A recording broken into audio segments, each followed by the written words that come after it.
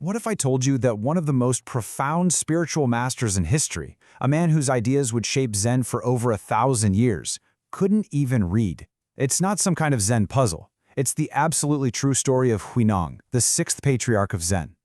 So that's the big question, right? How in the world did an impoverished, uneducated woodcutter from the middle of nowhere manage to not only understand the deepest truths of Buddhism, but completely turn it on its head? Well, let's get into his incredible story. All right, so our story doesn't start in some quiet, peaceful monastery. Nope. It starts in the loud, chaotic markets of southern China, way back in the 7th century. And this is where we meet our guy, Huineng, whose life, to put it mildly, was tough. Yeah, Huineng had it rough from the start. His dad was a government official who got banished, and then he died when Huineng was just a kid. So to keep him and his mom from starving, he starts chopping and selling firewood. He was a total outsider from the south, as far away from the world of Buddhist scholars as you could possibly get. But you know how life is. One totally ordinary day, while he's just doing his job, something happens. A single chance encounter that would change not just his life, but the entire history of Zen forever. So picture this. He's delivering some firewood, and he overhears a customer chanting a line from this scripture, the Diamond Sutra. Now, Huineng's never read a book in his life, but hearing those words, bam, his mind just opened up. It wasn't about studying. It was a pure, instant flash of understanding. This experience was so powerful, he traveled hundreds of miles to the monastery of the 5th Patriarch, a guy named Huineng. The patriarch kind of scoffs at him, calling him an uneducated barbarian from the south. But Huineng comes right back at him with this singer. He's basically saying enlightenment isn't about where you're from or how smart you are. The patriarch was floored. He knew this kid was special, so he put him to work. Not studying, but way in the back, pounding rice in the kitchen. Okay, so fast forward about 8 months. The old master decides it's time to choose his successor. And how's he going to do it? He asks all the monks to write a little poem to show their understanding of Zen. The whole future of the lineage was going to be decided by basically a poetry slam. Now, the odds-on favorite was this guy Shen Shu. He was the head monk, a brilliant scholar, super respected. I mean, everybody's money was on him. So after thinking about it for a long time, he goes and secretly writes his poem on a monastery wall. And his poem is pretty deep. He's saying our mind is like a mirror, and it's constantly getting covered in the dust of our thoughts and desires.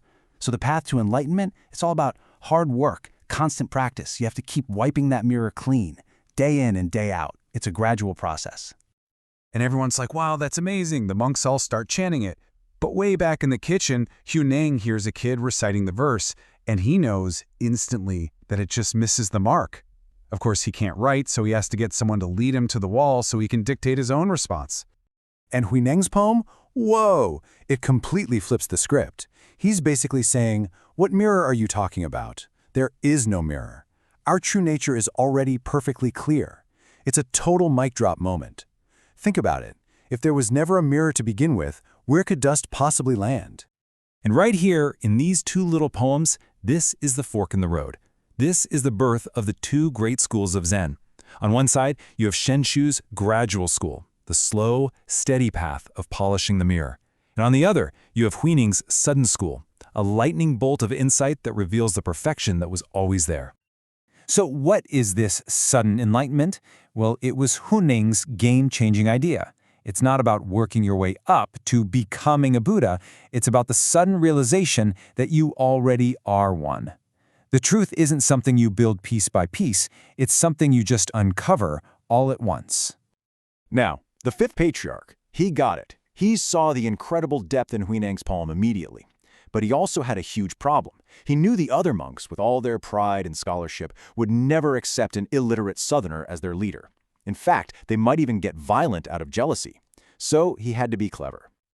So here's how it went down, like something out of a spy movie. Publicly, the patriarch erases Huineng's poem and dismisses it. But later, he goes to the rice shed and gives a secret signal.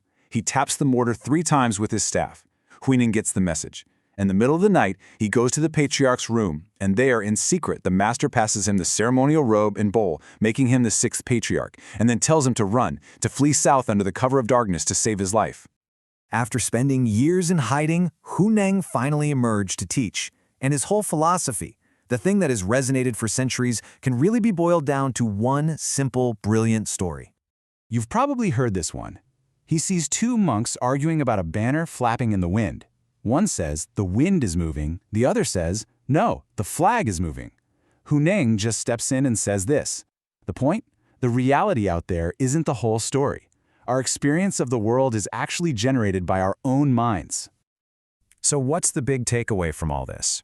Huineng basically blew the doors off enlightenment. He said it's not just for scholars or monks. It's inside everyone, even a poor woodcutter. True wisdom isn't found in some dusty old text. It's found by looking right inside yourself. You don't need to spend your life cleaning a mirror. You just need to realize there is no mirror to begin with.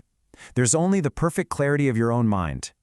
And really, Huineng's whole story leaves us with a question that's just as powerful today as it was 1,300 years ago. The next time you feel tossed around by the world, stressed out and troubled, just stop and ask yourself, is the world really the problem? Or is it just my own mind in motion?